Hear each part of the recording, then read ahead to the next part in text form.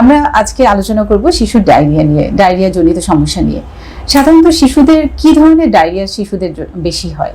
এর আগে একটু বলে দেই যে শিশু মৃত্যুর কারণ কিন্তু নিউমোনিয়ার পরে ডায়রিয়া হচ্ছে দ্বিতীয় কারণ। জি, এই জন্য ইউনিসেফ এর প্রতিবেদনে আসছে 4,37,000 শিশু প্রতি বছর ডায়রিয়াতে মারা যাচ্ছে। এটা আমাদের জন্য খুব উদ্বেগজনক পরিস্থিতি। আর যদিও আমরা সবসময় কিন্তু দুর্যোগ ব্যবস্থাপনা খুব ভালোভাবে করি এবং এই ডায়রিয়ার চিকিৎসাও আমরা ভালোভাবে করে যাচ্ছি।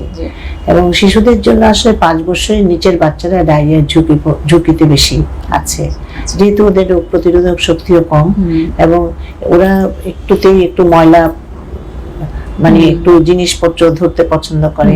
হ্যাঁ, ময়লার ভিতর স্ক্রল করা শুরু করে। হ্যাঁ, তো তখন কিছু কিছু মুখে দেয় জিনিসগুলি, তখনই ইনফেকশনটা হয়। যেমন ডায়রিয়া, যেমন বিশেষ করে 5 বছরের নিচের বাচ্চাদের ভাইরাল ডায়রিয়াটাই বেশি হয়, ভাইরাস দিয়ে। এবং এছাড়াও ব্যাকটেরিয়াল ডায়রিয়াও আছে। ভাইরাসের মধ্যে রোটা ভাইরাস হচ্ছে অন্যতম কারণ।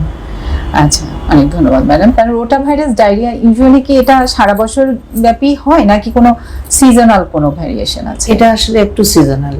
যেমন ফলে বেশি হয়, যেমন এই সময়টাই কিন্তু ডায়রিয়াটা বেশি হচ্ছে।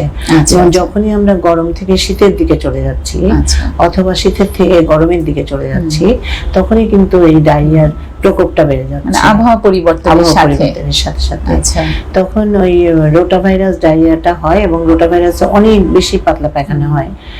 দিনে 20-25 বারও হতে পারে, 50 বারও হতে পারে ইভেন। কিন্তু এতে খেয়াল রাখতে হবে পানি শূন্যতা হচ্ছে কিনা, এবং 5 থেকে 7 দিন পর্যন্ত এটা গড়ায় এবং তারপরে এটা সেলফ লিমিটিং আপনা আপনি ভালো হয়ে যায়। কিন্তু এর মধ্যে কিন্তু অনেক জটিলতা সৃষ্টি হতে পারে। এই জন্য জটিলতাগুলি প্রিভেন্ট করার জন্য আমাদের কিন্তু ডাক্তারের পরামর্শ, শিশু বিশেষজ্ঞের পরামর্শ অবশ্যই। আচ্ছা।